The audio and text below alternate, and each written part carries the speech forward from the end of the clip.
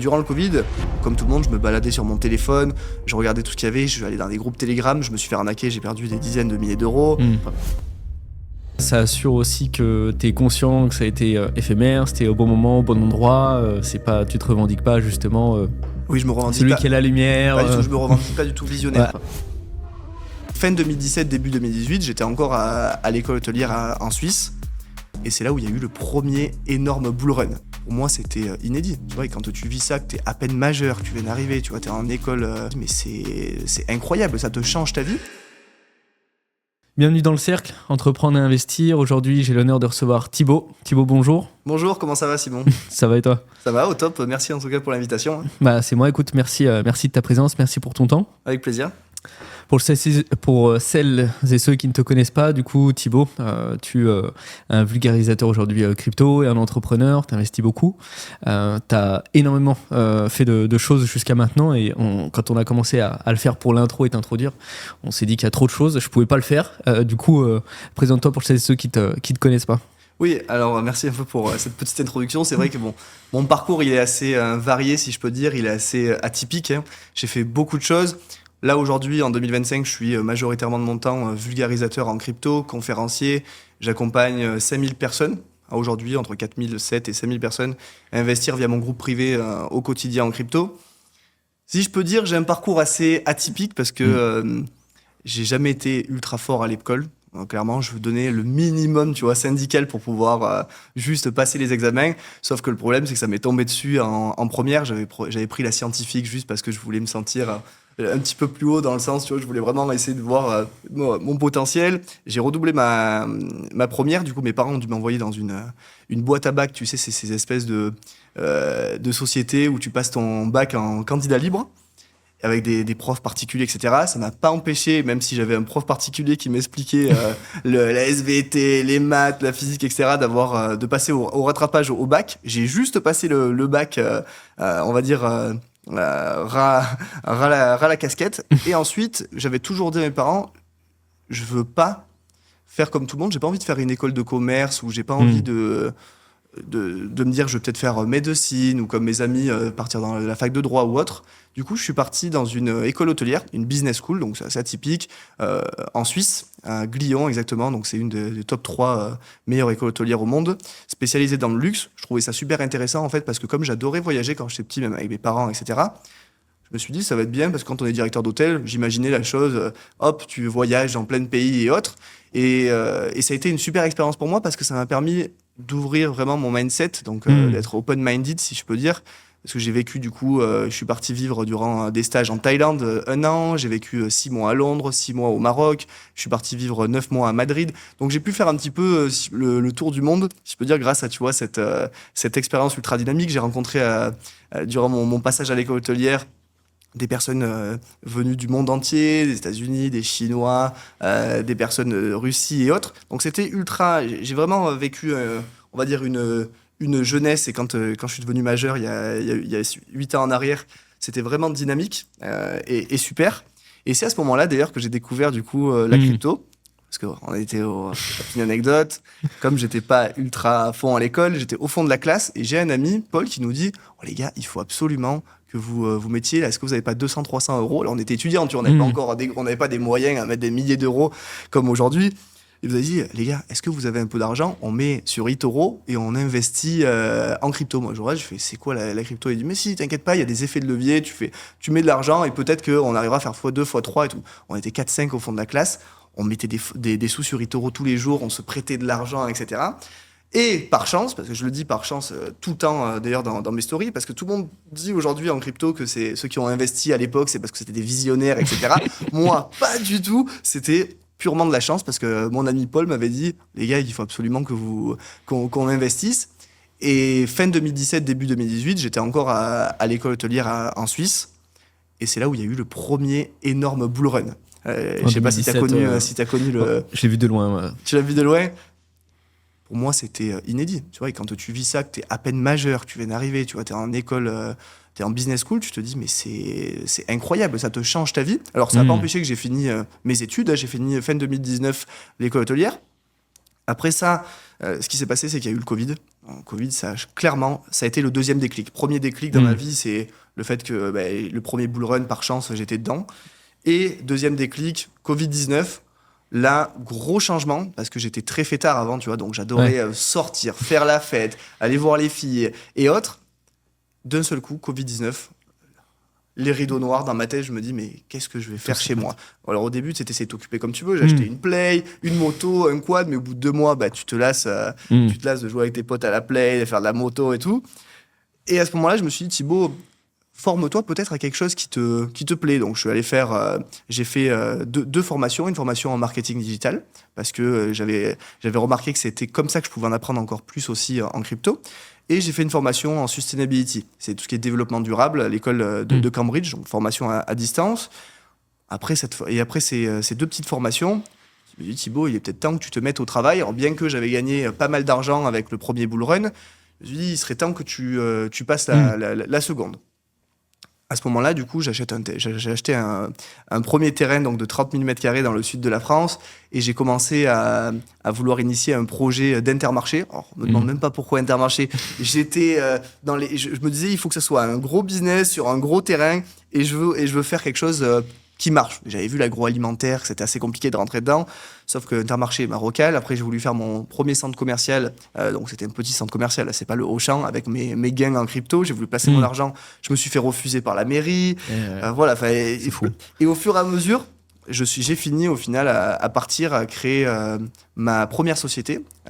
Donc je suis devenu franchisé Mondial Box. Mondial Box, pour ceux qui ne connaissent pas, c'est une franchise de self-stockage. Et du coup, je suis devenu franchisé d'un des premiers Mondial Box dans le sud-est de la France. Et aujourd'hui, j'en ai ouvert 4. Et je vais continuer d'en ouvrir. Et ensuite, en parallèle, ce qui s'est passé, le déclic avec Thibaut Crypto dans le Covid, c'est après les terrains, le Mondial Box, je me suis lancé dans une start-up avec un ami qui m'avait dit, oui Thibaut, j'ai une start-up, j'aimerais bien faire comme un jetpack sous-marin et tu pourrais investir avec moi. Alors moi je lui avais dit, écoute, je suis pas sûr du truc et tout. Il m'avait dit, mais si, t'inquiète pas, j'ai levé des fonds déjà. Il y a des fonds, t'as pas forcément besoin d'apporter beaucoup de fonds. Alors, j'y suis allé, j'ai mis un peu d'argent. Et au final, bon, ça a un peu pris. Aujourd'hui, ça fait 4 ans, c'est bon, on a un prototype breveté, etc. On en reparlera peut-être par la suite. Mais ça a été ma 3e société. Et ensuite, j'ai fini par Thibaut Crypto, où je suis allé voir mon associé Rami, dont peut-être on aura l'occasion de reparler, avec qui j'ai créé Thibaut Crypto parce que durant le Covid, comme tout le monde, je me baladais sur mon téléphone, je regardais tout ce qu'il y avait, je suis allé dans des groupes Telegram, je me suis fait arnaquer, j'ai perdu des dizaines de milliers d'euros. Et du coup, je me suis dit, il faut que tu démocratises, Thibaut, la crypto. Il faudrait que tu passes à la vitesse supérieure parce que tu as des connaissances, tu as gagné pas mal d'argent, voire beaucoup d'argent grâce à la crypto. Donc, avec ton côté bienveillant, Thibaut, tu pourrais peut-être aider pas mal de monde. Et c'est là qu'en fait est né Thibaut Crypto. Et ensuite, avec la passion que j'ai eue pour la crypto, et pas que la passion, le deuxième bull run, c'était quoi, vers fin 2022 le second bull run, je me suis dit, Thibaut, t'es fait pour faire de la crypto. Donc aujourd'hui, même si j'ai des activités dont je te parlais, tu vois, Mondial Box, etc., annexes, la crypto, c'est vraiment mon corps de métier. Quand j'ai fini mon master en finance spécialisation blockchain en 2022 à l'IE Madrid, parce qu'il y avait rien du tout en France comme étude à l'époque, j'ai décidé du coup de partir avec Rami, d'acheter des bureaux sur Avignon. Et on a commencé à s'installer, former notre équipe aujourd'hui de 25 personnes qui forment Thibaut Crypto et la petite réussite qu'on a pu avoir. C'est dingue, hein, c'est bien rempli. Oui. Et encore là, moi je sais que t'as raccourci, t'as fait condenser, et t'as fait tout un tas de trucs entre temps. Sinon, on serait en 10 minutes. Si je te dis étape par étape, toutes les opportunités, mais aussi tous les échecs que j'ai eus, parce que bon, là, ça paraît facile, etc. Je te dis, je suis passé du Intermarché après au centre commercial, mais mentalement, c'est compliqué parce que c'est là que tu te rends compte que même si t'as gagné un petit peu d'argent, et que tu veux l'investir, c'est pas si facile que ça. Et c'est pas si facile que ça d'être un entrepreneur, même quand tu commences et que par chance, tu as pu gagner, parce que je le rappelle, c'était par chance, j'ai pu gagner un peu d'argent avec le bull run pour mes débuts. Ouais. Ça a été un vrai temps plein et c'est bien de reconnaître aussi la chance. Et puis, ça assure aussi que tu es conscient que ça a été éphémère, c'était au bon moment, au bon endroit. Tu te revendiques pas, justement. Oui, je me revendique celui pas. qui est la lumière. Pas du tout, je me revendique pas du tout visionnaire. À l'inverse, comme tu disais. C'est intéressant, merci pour ton partage. J'avais noté dans mes questions, Je suis assez surpris parce que c'est vrai quand on vient de la crypto, c'est-à-dire des marchés, c'est-à-dire quelque chose qui est pas palpable, fluide, où on a une certaine liberté. Qu'est-ce qui fait que dans ton choix, tu t'es redirigé vers quelque chose de tangible, de palpable, comme justement le Mondial Box, la franchise, plutôt que du digital ou Intermarché? C'est vrai qu'aujourd'hui, j'ai mis à peu près j'ai 60-70% de mon business qui est, enfin de mes business qui sont en physique. Si j'ai pris cette décision, c'est tout simplement parce qu'aujourd'hui, la crypto-monnaie, bon, avec on va dire ce que je sais par rapport à il y a 3-4 ans en arrière, aujourd'hui je crois à la crypto plus que même, j'ai plus confiance en mes crypto-monnaies que mes sous à la banque pour être franc. Mais il y a 2-3 ans en arrière, j'étais pas sûr de la crypto, je savais pas encore combien de temps ça allait durer, donc je me suis dit Thibaut, il faut que tu la joues smart. Oui, tu as un peu d'argent, mais c'est le moment de commencer à l'investir. Tu vois. J'ai compris ça. Ensuite, j'ai aussi compris qu'il fallait que tous les bénéfices que je pouvais faire au quotidien en crypto, il fallait que je les réinjecte sur des investissements où je pouvais prédire déjà la rentabilité d'avance. L'avantage de l'immobilier, c'est que quand tu investis, même que ce soit du résidentiel, du commercial, alors moi je suis spécialisé plutôt sur du commercial, pour donc des locaux professionnels pour des plateformes logistiques et pour tout ce qui est centres commerciaux, enseignes, franchises. Ben, l'avantage, c'est que tu sais à peu près souvent que tu vas tourner autour de 8% de rentabilité par an, ou si tu fais une bonne opération, des fois peut-être 15-17%. Tu le sais en avance, donc quand tu mets ton argent, tu sais où tu vas, et le fait d'avoir des business physiques, ça me permet de me rassurer, tu vois, d'avoir mes investissements pour le futur, mes revenus passifs, et me dire si demain la crypto, même si je ne le pense plus, à l'époque je me disais si demain la crypto n'existe plus, bon ben je serai encore là, parce qu'il faut penser que aujourd'hui, on est quand même dans un monde encore centralisé, on est encore dans le web 2.0, on n'a pas encore fait la transition dans le 3.0, et on voit que, tu vois, moi, mes revenus avec la partie Thibaut Crypto, Instagram et tout, si demain, notre ami Mark Zuckerberg, il décide d'enlever Instagram ou machin, voilà, donc j'ai juste réfléchi dans ce sens-là, mais ça veut pas dire que, même si j'ai des business palpables et physiques, que c'est 70% de mon temps, c'est 70% de mes sociétés, mais 90% de mon temps, en fait, aujourd'hui, c'est la crypto-monnaie, et 90%, si je faisais la valorisation de tous mes business, 90% c'est la crypto. Ok, 90% crypto, mais et quasiment full time dessus, si je comprends bien. Quasiment et tout full le reste... time dessus, le reste, c'est des investissements. Ouais. En fait, pour me fonder un petit patrimoine pour le futur.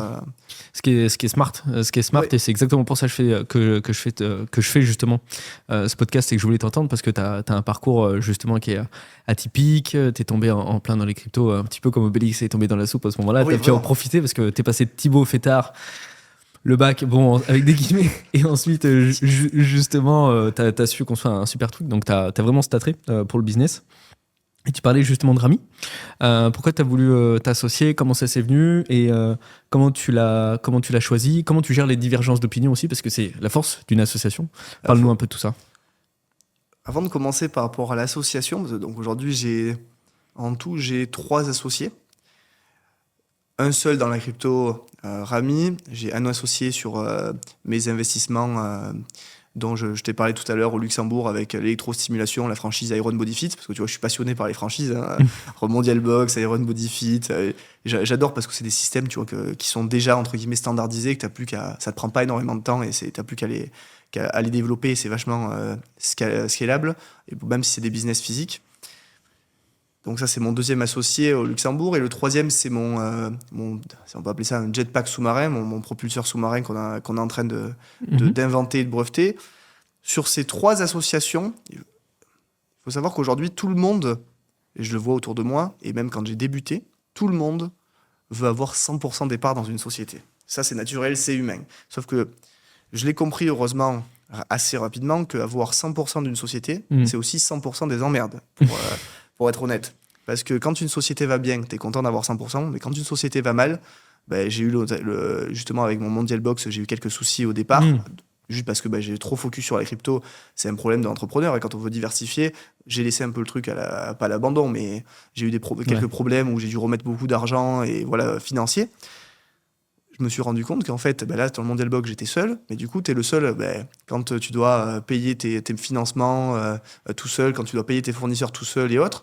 Donc, avoir un associé, des fois, c'est quand même mieux. Voilà, il ne faut pas se dire qu'il faut avoir directement 100% de départ d'une boîte. Aujourd'hui, donc sur la crypto, j'ai Rami. Rami, pourquoi est-ce que je l'ai choisi? C'est parce que j'y connaissais rien, pratiquement, aux réseaux sociaux. C'est pour ça, d'ailleurs, que j'ai fait, comme je t'ai dit juste avant de créer Thibaut Crypto, une petite formation digitale. Rami, lui... c'est l'entrepreneur à l'américaine. Rami, ce qu'il aime, lui, c'est les réseaux sociaux.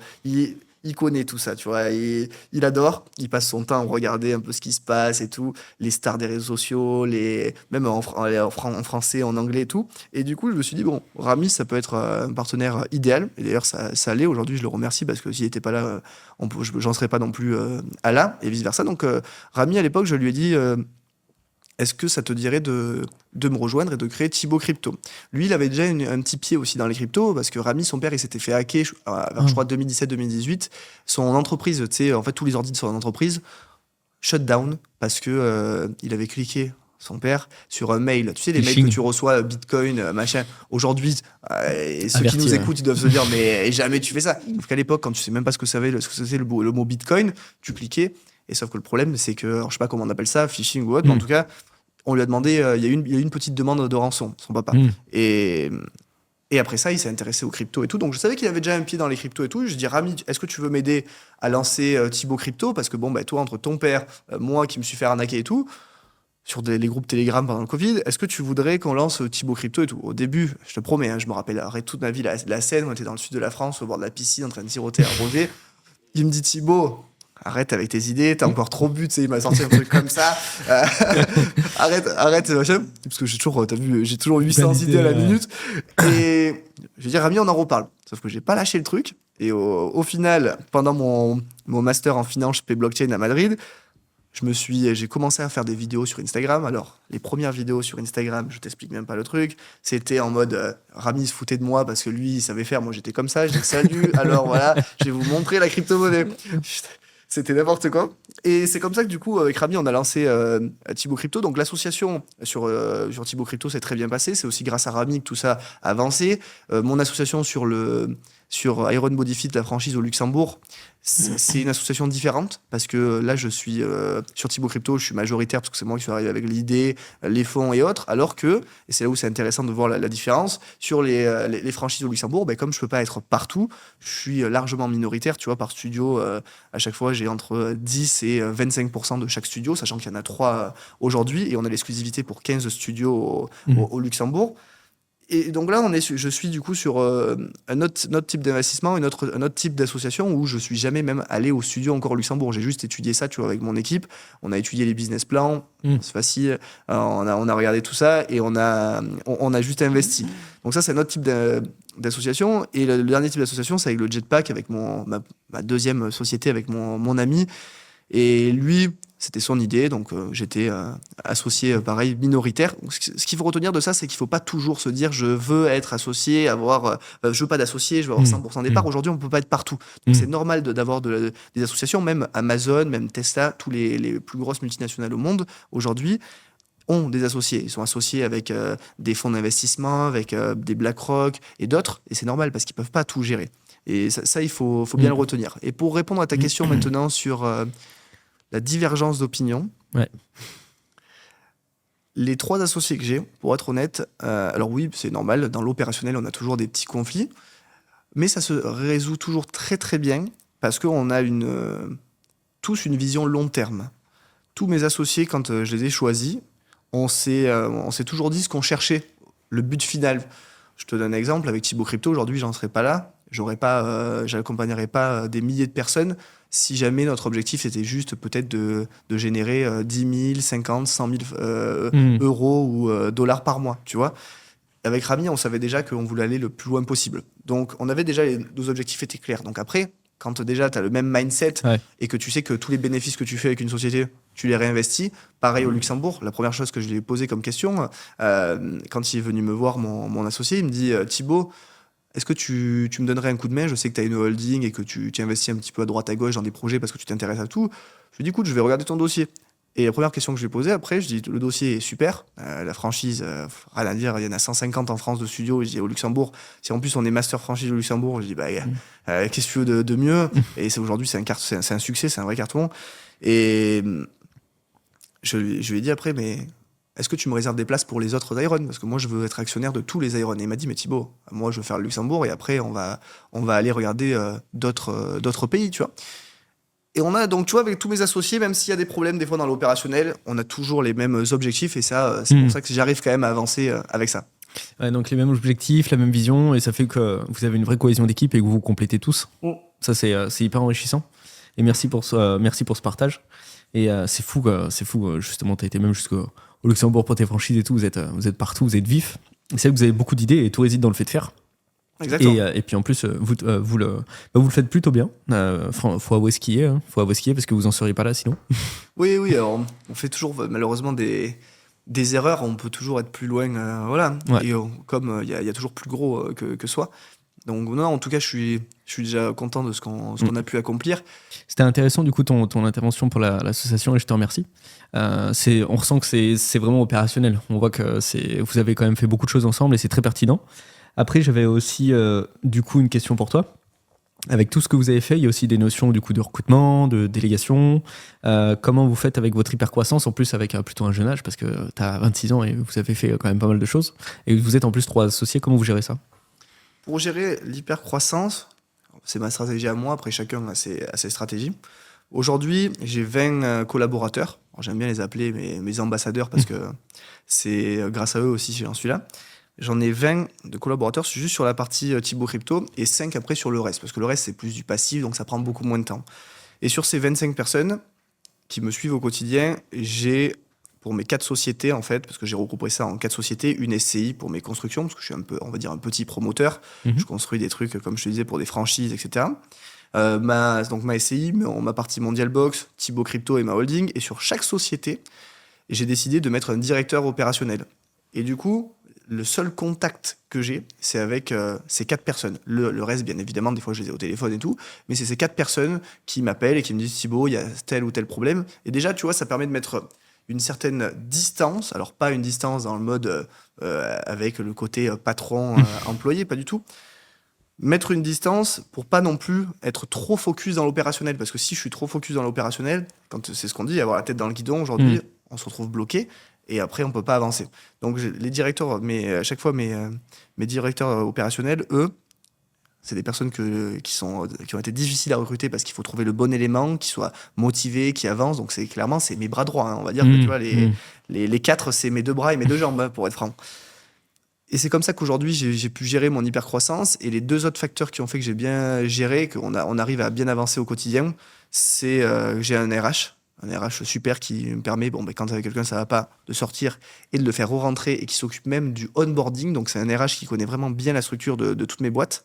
Ça, c'est très important. Et j'ai un quality manager qui fait qu'il va regarder un petit peu ce que tout le monde fait pour être sûr que tout va bien, sans que moi ou que le directeur opérationnel ait besoin de regarder que tout le monde fonctionne bien. Donc ça, voilà, je dirais que mon hypercroissance est due avec les directeurs opérationnels dans chaque boîte, le RH et notre partie recrutement qui est bien gérée avec aussi le quality manager. Ouais. Et on peut aussi dire que au fur et à mesure, j'ai compris quelque chose, c'est que si tu veux booster une société, et ça c'est très important à retenir, il faut arriver à gagner de l'argent. Une fois que tu as réussi à trouver le petit, on va dire, cheat code pour commencer à gagner tes premiers 1000 par mois, 10 000, 100 000, etc. Voilà, ça c'est la première chose à faire. Une fois que tu as fait ça, il faut tout standardiser. Donc nous, avec Rami, quand on a commencé, on n'était que 2. On a tout standardisé, on a dit, il faut quelqu'un pour répondre à tant de messages. Il faut tant de salariés parce qu'ils bossent de telle heure à telle heure pour former tant de personnes. Il faut peut-être 2 personnes pour gérer la SCI avec un maître d'œuvre pour pouvoir gérer tant de permis de construire, tant d'études de faisabilité, etc. Donc ça, c'est la standardisation. D'abord, tu fais de l'argent, tu standardises tes process. Ensuite, tu mets l'équipe en place quand tu sais tout standardiser. Et dernière chose, et ça, c'est ce qu'on a fait en 2024, et que du coup, là, on est sur maintenant la 5e étape, nous, c'est dépenser en marketing, augmenter ton marketing, trouver la même chose, un cheat code, mais pour être capable d'investir correctement au bon endroit, que ce soit dans les ads, que ce soit dans les 4x3, donc si c'est un business physique, ou que ce soit sur les réseaux sociaux de l'organique ou de la publicité, des sacs à pain, enfin peu importe, mais il faut être capable d'envoyer du marketing. Et ensuite, 5e étape, c'est c'est là où on a réussi à arriver en 2025, c'est commencer à récolter les résultats de tout ça. Donc c'est vraiment des étapes qui te permettent d'avancer exponentiellement. Très clair. C'est hyper intéressant. C'est hyper intéressant et ça fait sens. Et vu que vous êtes en plus plusieurs associés, vous avez réussi à identifier plein de choses. Et comment ça vous est venu justement tout ça? Ça a été inné? Vous êtes fait accompagner? Est-ce que ça vient d'un entourage qui était déjà dans l'entrepreneuriat? Est-ce que c'est le cerveau collectif? Est-ce que c'est les formations que tu as faites ou que tes associés ont fait? L'école, tout ça, ça m'a apporté bien évidemment un petit côté management parce que tu vois, en business school, tu apprends ce que c'est que le marketing, ce que c'est que les ressources humaines, la finance, l'investissement. La seule chose que tu n'apprends pas, c'est vraiment à gérer ton argent parce qu'une fois que tu l'as, c'est un peu plus compliqué. Mais à côté, par contre, ça a été vraiment sur le terrain que j'ai tout appris. Donc c'est pour ça que je te dis, j'ai fait les pires échecs. J'ai fait des échecs vraiment à la con. Tu vois, en crypto, j'ai investi un peu n'importe où, mais c'est comme ça aussi. C'est en faisant toutes ces erreurs que tu apprends. En fait, chaque échec, de toute façon, c'est une opportunité.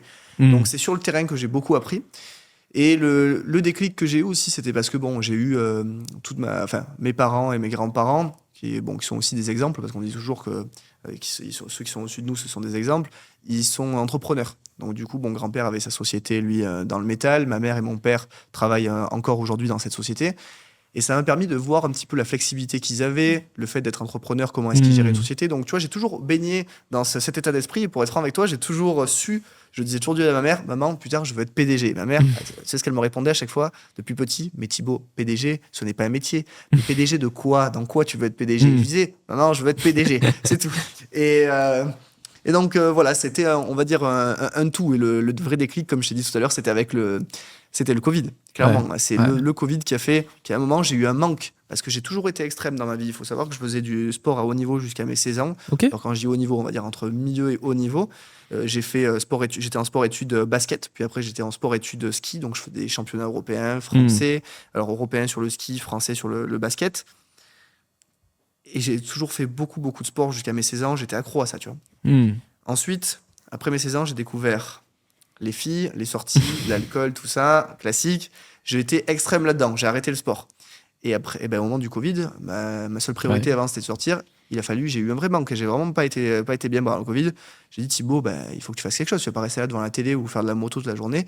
Et j'ai remis toute cette énergie que j'avais, boum, tout mon manque dans le travail. Et depuis, c'est le travail, c'est devenu une passion. Tu vois, je ne peux pas, même quand je pars en vacances, ma femme me dit toujours, mais Thibaut, tu veux pas arrêter de travailler? Alors je vais réussir à couper 2 heures, mais j'aime trop ça. Ça devient une passion. Donc, tu vois, c'est ça ça a vraiment été, c'était ça le déclic pour moi. Ouais, c'est ouf. C'est vrai que c'est du sport de haut niveau aussi d'entreprendre, et il faut le reconnaître. Il y a souvent soit ce besoin, ce shoot d'adrénaline qu'on reconnaît chez les entrepreneurs, soit cette rigueur qu'offre le sport de haut niveau une fois qu'on y prend goût. C'est quelque chose qui revient souvent. Et du coup, avec madame, en plus, si elle te soutient dans tes projets, c'est super. C'est super. Qu'est-ce qui s'est passé, selon toi, quand j'ai fini le premier bull run? T'as pas pris de profit ici? Après les 3 jours, j'étais en dépression. Pourquoi j'ai pas mis plus d'argent? Qu'est-ce que tu pourrais faire, vu que d'un côté, t'as de la crypto, t'as une communauté en or et tout, et t'as des conteneurs? Et à ce moment-là, avec Rami, on a eu un tilt, on s'est dit, mais on a des conteneurs vides, on en a plus de 200, pourquoi pas en prendre une vingtaine? Et c'est exactement ce qu'on a fait. Faites attention aussi parce qu'il y a beaucoup d'arnaques sur les réseaux. Faites attention à ceux qui en montrent trop. Apprenez et surtout n'écoutez pas les voisins, votre cousin qui vous dit investis dans telle ou telle crypto. Si vous en entendez parler, c'est que c'est déjà trop tard.